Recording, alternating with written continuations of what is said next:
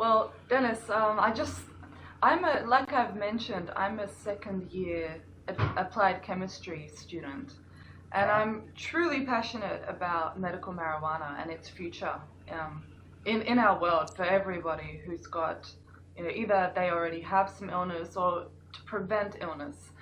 So kind of the questions I want to ask you are very much from a chemistry perspective, because I want to understand how it works more. Because there are lots of anecdotes all over the net regarding its efficacy, but I would like to kind of maybe get to the bottom of, how you understand it. What you've outlined on your website is brilliant, so I might just dig a little bit deeper.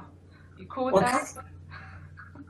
I'm really interested to hear your questions and see what it is that you're interested in. Brilliant. I think maybe a good place to start is the endocannabinoid system, and just to explain what that is. Would you be able to outline for us how that works in the body? Oh, I have a few thoughts about it, and then you can fill in because I know that you've studied it as well. Yeah. Well, yep. It's really an ancient system in our body, and we see this in all vertebrates that are alive on the planet today. Have an endocannabinoid system, which is the ligands and the receptors. And so we're not that different from any other living organism on the planet, in that we have a way that's built into our body and our system to heal us naturally. And these are the endocannabinoids. Now, there's other things going on in the cannabis plant besides endocannabinoids. And when we use whole plant for healing, some call this the entourage effect, is that all of the substances in the cannabis plant are healing to the body. And this I call mimetic medicine. And so my understanding is that we don't even know what all of these mechanisms are, what all of the compounds are interacting in our bodies. Like from my research, we're only really familiar with 2 receptors in the cannabinoid system. So, well, we know about 2 endocannabinoids that are very powerful, but there are another 60 endocannabinoids that we don't know about, that we haven't researched, but we know that it's there. And we're just slowly but surely getting a handle on these by our investigation of THC and cannabidiol. So that's so there's something for me to do in my studies. That's good. We're not done yet. oh my goodness, we're not even close. Yeah. We're just scratching the surface here. Yeah. So to go back to the 2 cannabinoid receptors that are the most powerful that you just mentioned, it's CB1 and CB2 are their names. And so you mentioned they're stimulated by ligands, so they can be endogenous, so made within the body, or exogenous, so we can get them from plants or compounds from outside of the body. So to jump into what medical marijuana offers, THC, the most notorious, famous compound inside of marijuana, is biomimetic to anandamide in the body. Would you be able to explain kind of the significance of that? Okay, I do have some thoughts on that as well.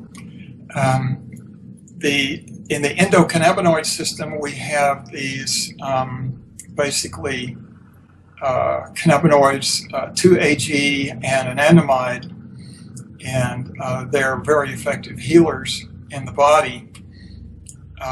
However, when the body gets stressed, physically or emotionally, then the immune system has so much demand on it that it cannot provide enough of the endocannabinoids because it's under so much stress. And this is why we have some of these terrible diseases that we have, and these are all stress diseases because the immune system simply cannot keep up with the stress. So when we find that exocannabinoids are useful in some of these medical situations, then it's simply because it fills in our natural endocannabinoid system where it's missing, or where it is not concentrated enough because of the stress in the body that it requires outside intervention. And this is why the exocannabinoids in cannabis are so potent. A healer is because they do exactly the same thing, and this is why I call it mimetic medicine, is because these cannabinoids, natural to our body, can be supplemented. Now, the difference between, for instance, 2-AG and cannabidiol is basically structural. Functionally, they're the same, but structurally, they're different.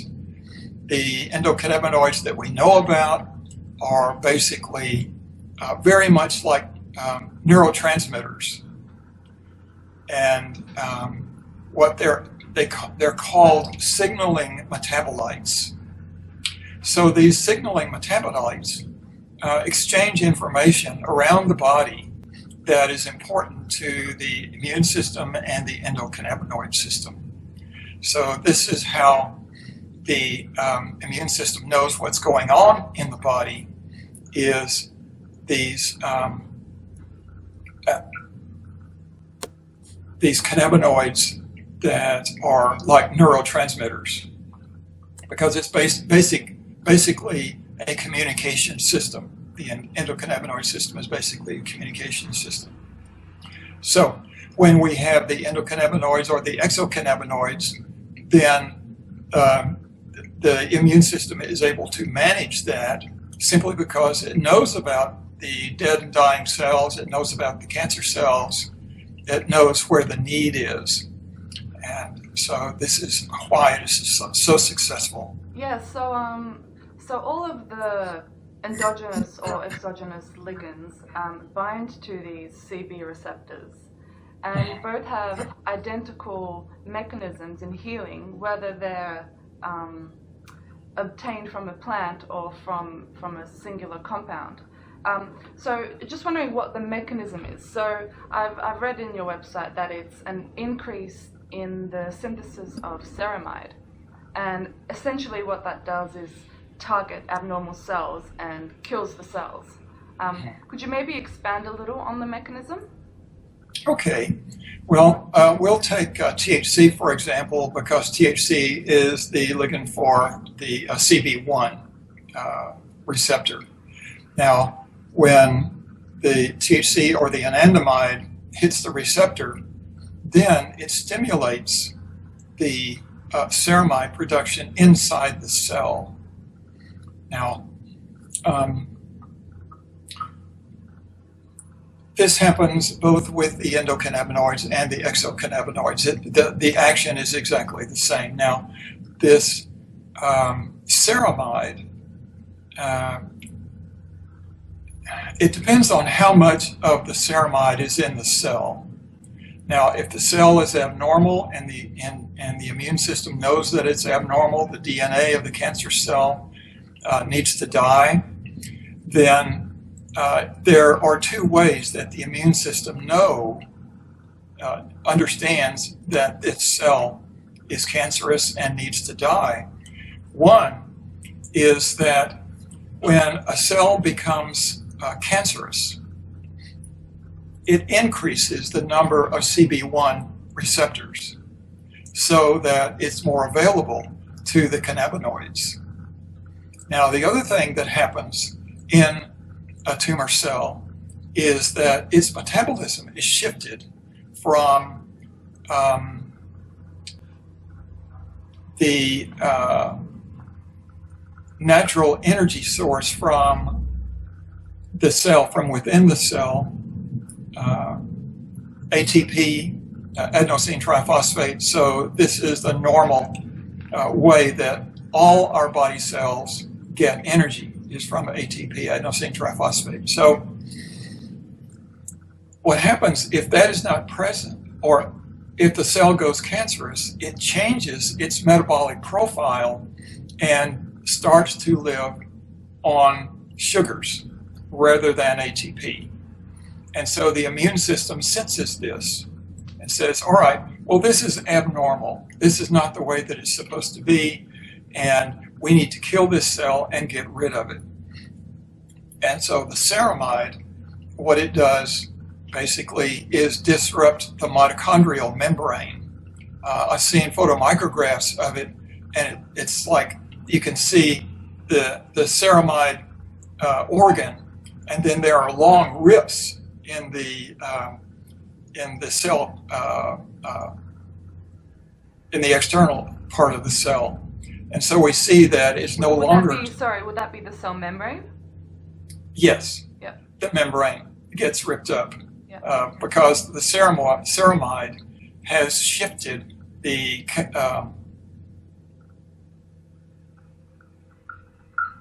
metabolism so that it can no longer produce the energy that the cell requires, and that kills the cell.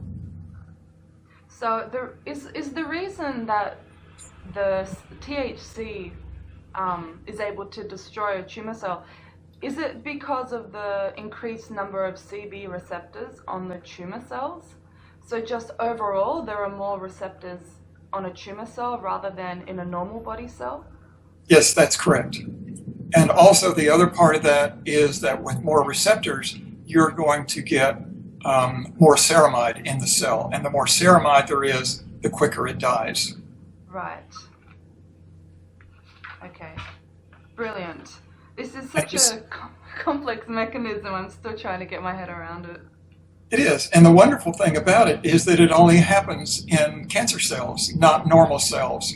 Yeah. Because normal cells don't present to the immune system with an abnormal DNA and an abnormal metabolism. So this is why the normal cells are not touched by this process. Perfect, isn't it? Yeah. This is something that medicine hasn't figured out yet. Yeah, and I also wonder about why is it that the body exhausts its anandamide sources in illness? It's simply because of the stress of the illness. It only makes a certain amount. Early in life, it makes enough to keep us healthy and happy. In fact, we find anandamide and the CBD correlate in mother's milk. So if we see that mothers are nursing their children on these cannabinoids, that tells us that this is normal to the body, that this is natural and beneficial. Yeah, it strongly suggests that mothers shouldn't not nurse their babies this way. Oh, absolutely. Use synthetic. Yeah, that's interesting. Let's see.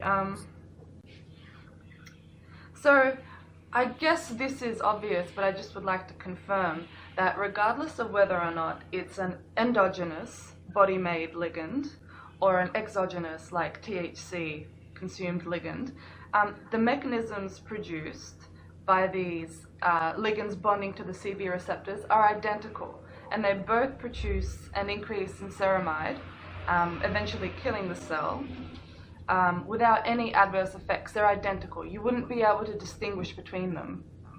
That's correct. Okay. Functionally, they are identical. They are biomimetic. Structurally, they're different. Right. And CBD and THC, are there any major differences between the two? THC is the most powerful of the anandamide, of the ceramide producers, whereas CBD works in a different way. It works in concert with the THC, but it does different things. One of the things that the CBD does that THC does not is in the endoplasmic reticulum.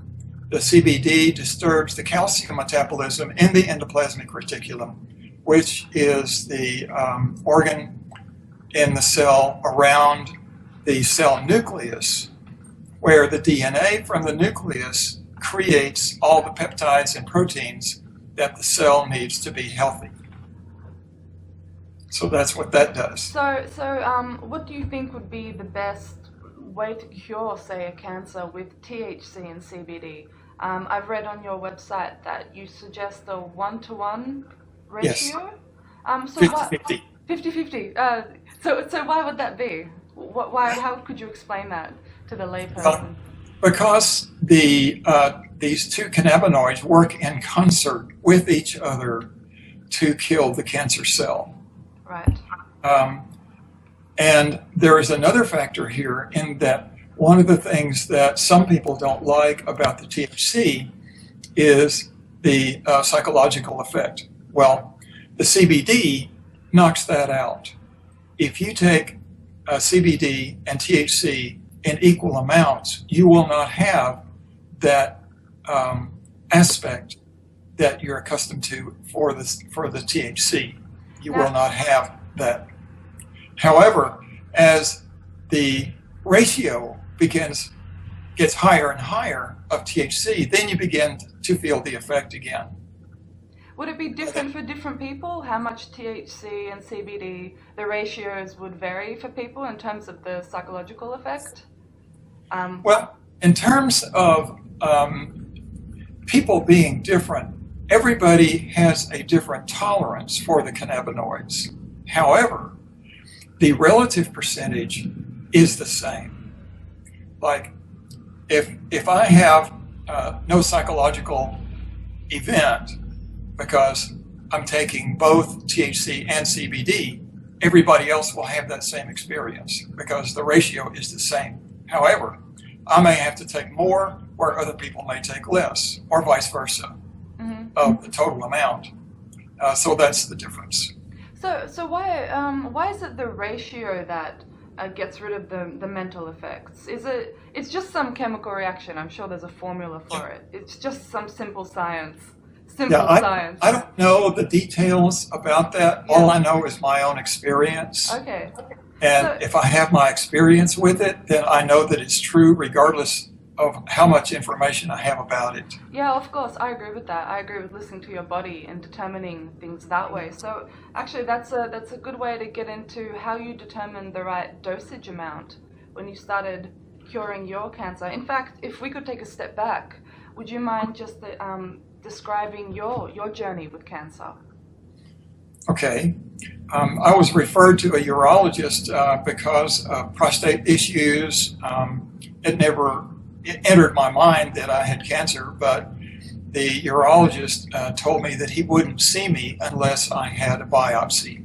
I wasn't very happy about that, but I went ahead with it, and it was good because I discovered that I had an extremely aggressive prostate cancer with it was really at a dangerous stage, and that I had metastatic lesions that I didn't know about, and that they needed to get me in treatment as quickly as possible.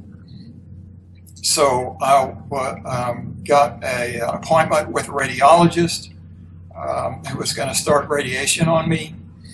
But the week that I was supposed to start radiation, a friend of mine, I was complaining to a friend of mine about the prostate cancer. And she said, "Oh, didn't you know cannabis cures cancer?" And I said, "No, I didn't know. How do you know that?" She says, "Look it up. You're smart. Look it up on the internet." So I did. And fortunately, chemistry is my language. So I was able to read the medical literature and scientific research and find that for 20 years we have known about this in other places in the world. There has been a great amount of research done on it in Israel and in Italy, but we're completely ignorant about it. We just haven't seen it. But fortunately, that research has been translated into English, so I was able to make use of it. So I canceled my radiation appointment and instead went and joined a co-op where fortunately it's legal here in California in the U.S. So medical marijuana was available to me. So I started taking the cannabis medicine oil at that time. And after 6 months, then all the cancer was gone. I had no other medical treatments, just the cannabinoids. And it cured aggressive cancer in 6 months. And my PSA has been normal since then for the last 5 years.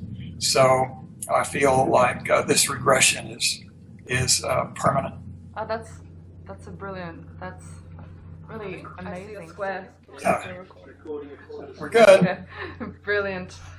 So, okay, my next question, are there more effective strains of marijuana in terms of the amount of THC in them? Well, that's true. There are strains with, I have seen strains with up to 52% THC. That's pretty high. Oh, okay. But that doesn't necessarily make it a better healer. Actually, when I began my treatment 4 years ago, before we had a whole lot of the stuff that we know now, the oil that I was taking was very, very weak. It was whole plant. The Rick Simpson oil now is made just from the buds, but I had a whole plant oil, which was much less potent. But what I did was simply take more. Mm-hmm. So it didn't matter whether I had a high potency strain or a low potency strain. You just take more of a low potency strain. You said that it was a whole plant extract and it was less potent. Is that because there's less THC in, say, the stem, and a lot of the volume was produced from the stem as well? Is that why?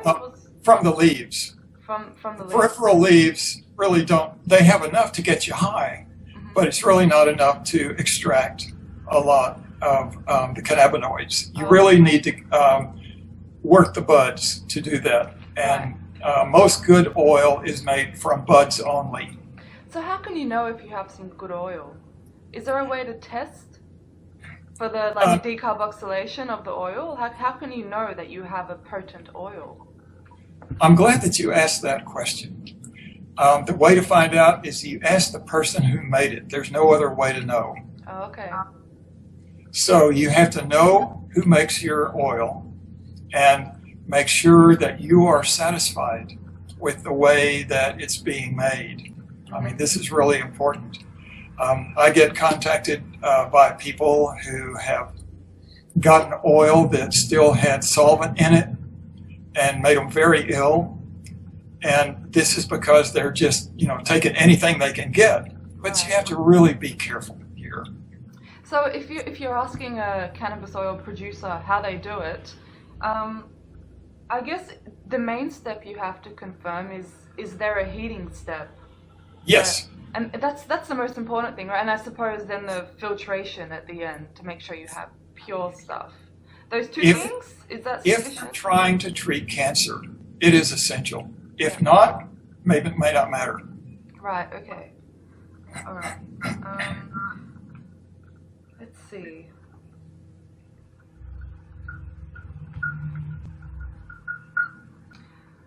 Sorry, I'm just trying to get my head around what to ask you. Well, do you think I missed anything? These are based on my notes, I think. Well, there is one thing I would like to talk about that we haven't talked about talking about. Please. And that is, during treatment, what was it like?